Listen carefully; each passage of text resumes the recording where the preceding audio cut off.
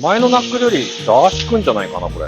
アライメント、ちょっと暫定なんですけども、公開しちゃいます。設定値ってこれ公開されてんだっけ？多分してないんじゃないかな一応設定値としてはは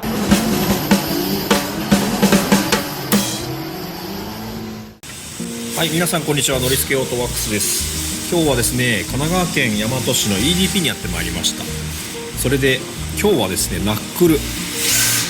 今はアルミライトウェイトナックル V1 をつけてます。それに対して今回発売されたこちらライトウェイトアルミナックルバージョン Y、 吉羽選手の監修したこのナックル、こちらに変えていきたいなと思います。これが新しいナックルなんですけど、かっこいいですね。これね、すごい肉がそぎ落とされててものすごい軽いですね。ちょっとこっちはいろいろついちゃってるんですけども、この V1 も結構軽かったんですよ。ですごく使いやすいナックルだったんですけども、こちらはさらにそれよりも軽くなってるんじゃないかと思います。ちょっとね重量は測ってないんでわかんないですけども、でこちらのナックルですけども、一応公表されてんのかな、聞いた話なのかな。このナックルを開発した吉羽選手に聞いたところ、トレールが 0.5 度、これ若干ついてます。ゼロに見えるけどちょっとオフセットしてるんですね、これね。でキングピンアングルが約3度らしいですね。でそれに合わせたこの耳の位置になってるみたいなんで、多分クイックに動いてくれると思いますんで、こちらに変えていこうと思います。はい、ナックル交換終わったんで、早速シェイクダウン行ってみたいと思います。さあ、どうでしょうね。最初の印象はいいよ、これ。フロントの打がすごい効く。前のナックルより打効くんじゃないかな、これ。で、この逆振りも、すごくステアリングの手が入るから、車の向きがめっちゃ変わる。パイロットの付け根が短くなったことで、ものすごくシャープな動きになった感じですね。打が入るというか。フロントの打の入りも良くて、かつ転がりもいいって結構これはすごいことじゃない？前は転がり重視するとフロントが効かなかったり、両方出すの結構難しかったですけど、このナックルはね、すごい両方パキッと効くし、すごい綺麗に流れてくれるフロントが。角度もつけやすいですね。旋回のスピードもね、速いですよ。ちゃんと転がってくれるからかな。思ったところでこう振り返しができますよね。ワンテンポ遅れない感じ。綺麗に走ろうと思ったら綺麗に走れるし、積極的に車を動かそうと思ったら、それがちゃんと車が動いてくれるっていうナックルかな。旋回してからのこの立ち上がりがめっちゃ綺麗。立ち上がりもすごくスムーズにこうアウトまで寄せれる。自由度がすごく高いナックルですね。はい、試走してきました。このナックルいいですね、これ。フロントの打がちゃんと入るのに、ちゃんと転がってくれる。だから今までのナックルだと、どっちかを強くするとどっちかが弱くなる感じだったんだけど、このナックル両方いける感じです。フロントの打がちゃんと入るのはキングピンが適切についてるんで、フロントの打も効きながらちゃんと転がってくれるような仕様になってるかなと思います。で、アライメントちょっと暫定なんですけども、公開しちゃいます。フロントのキャスターとキャンバー両方10度ですね。イニシャルの塔がアウト1ミリ。だ本当に若干トアウトぐらいな感じですね。突き出し量を調整して、ほぼ全域でパラレルになるようなアッカーマンにしてあります。これでね、結構調子が良かったんで、まずはこれで試してみてもいいのかなという感じはしてますね。で、あとそうだ、もう一つポイント。で、私の車はですね、ちょっとフロントが効きやすいように、ジオメトリーをちょっと工夫してある感じで、ざっくりになっちゃうんですけども、ローアームに対してアッパーアームがちょっと万歳。ここの穴も下を使ってあげて、少しアッパーアームが万歳して、ロールスピードを速くしてやるようなイメージ。ナックルの下側も短めにすることで、ローアームが平行かちょっと上ぐらいかな。こちらもロールしやすいような形にしてあるので、すごくフロントのトレースがいいかなという感じですね。このフロントのジオメトリー、皆さんもし時間があればちょっと試してみてはいかがでしょうか。で、この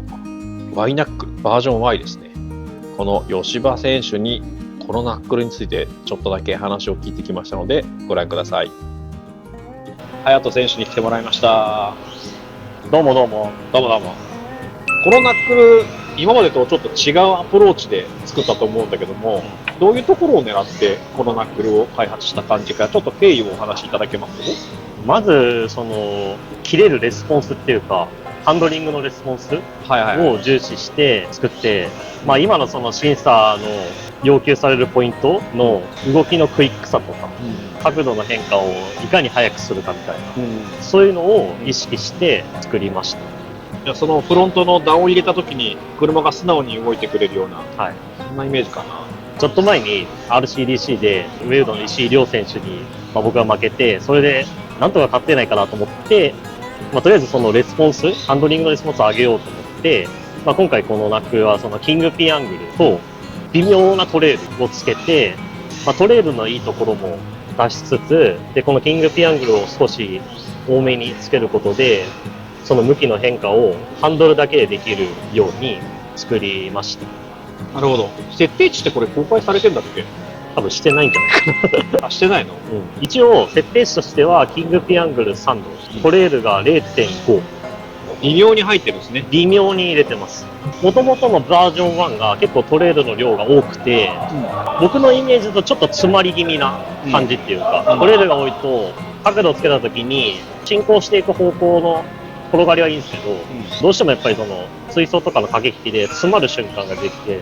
ただその微妙なトレールでそのトレールの転がりの良さは残したいっていうところがあって 0.5 っていうあるかないかギリギリのすごい設定しちゃう。ラインを残しました。さすがですね。でも大元はやっぱりキングピアングルちょっと大きくして、とにかくクイックになるほど。動くようにっていうところで作りました。はい。で、そうすると固定式なんで、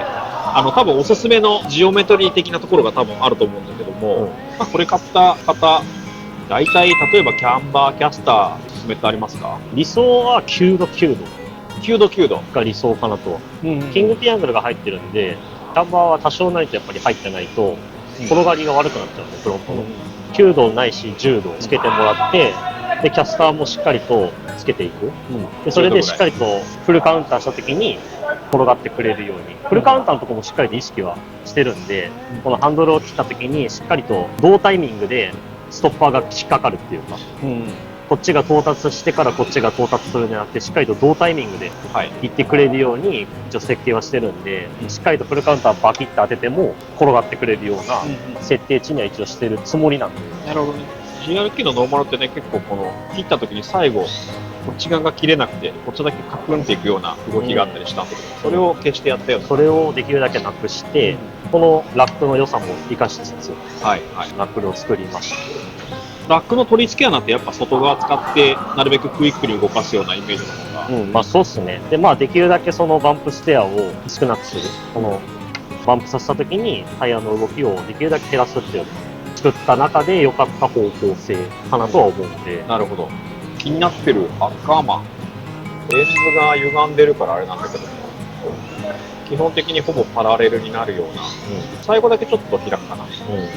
一応そんな状態になってますね。基本的に追走の時に追っかける時は多分この辺なんですけど、その時は多分ね、こっちのタイヤをうまいこと使いながら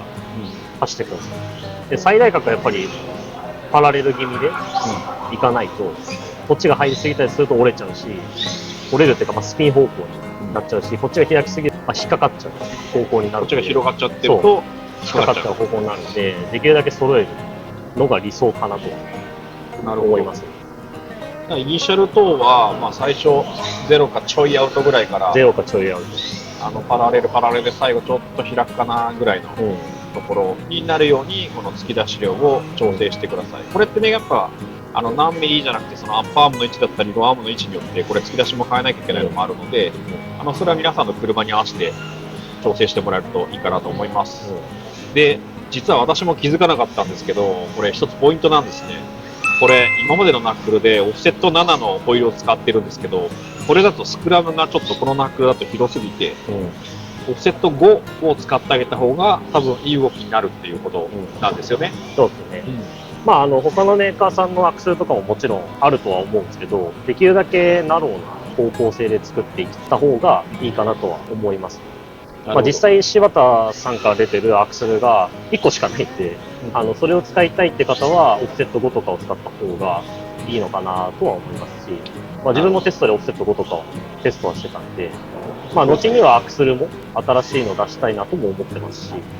その辺はちょっと期待していただければ。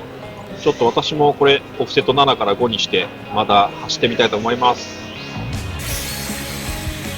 世界チャンピオン吉羽選手が監修したライトウェイトアルミナックルバージョン Y、 とても扱いやすいナックルに仕上がってましたね。調整式ナックルも好みに合わせられる良さがありますが、セッティングにはまるとなかなか難しい部分も出てきます。そんな中、固定式ナックルはセッティングに迷うことがなく、おすすめのジオメトリーで使えばすぐに乗りやすく、さらに戦闘力が高い車になるのでユーザーにとっては嬉しいとこですね。聞くところによると、他社のシャーシにこのナックルをつけても調子がいい人が多いらしく、 GR 系ユーザー以外にもこのナックルは流行りそうな予感がします。色によっては売り切れているところも多いらしいので、気になる方は早めにゲットしてもいいかもしれません。さて、本日の動画は以上となります。チャンネル登録と高評価もよろしくお願いします。